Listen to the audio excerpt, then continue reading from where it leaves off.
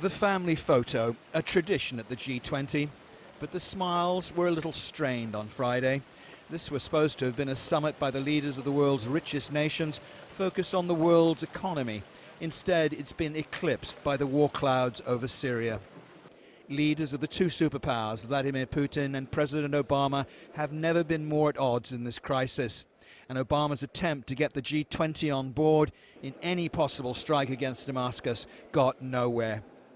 Trying to impart a sense of urgency about this.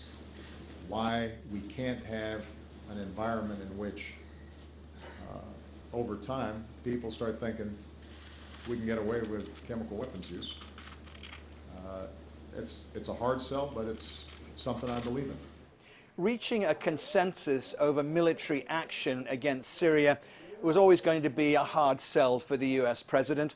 And if anything, the G20 summit has only further revealed the deep divisions and reservations among world leaders against a strike on Syria, with or without the approval of the UN Security Council.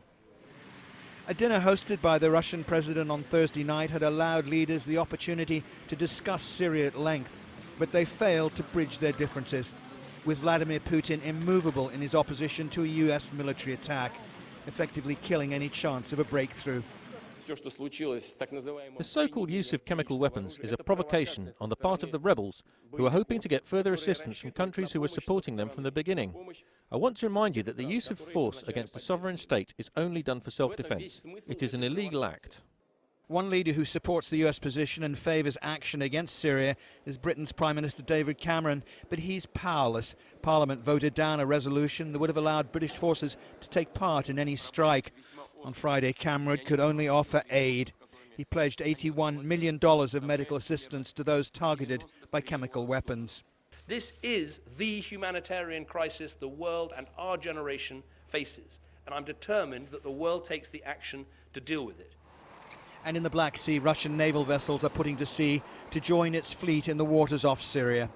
The Defense Ministry in Moscow says the deployment of the vessels, which include a missile cruiser and amphibious craft, are all part of a regular naval rotation and not there because of the current crisis in Syria. The US Navy's moved 5 destroyers carrying cruise missiles into the same waters of the eastern Mediterranean. Peter Sharp, Al Jazeera, St. Petersburg.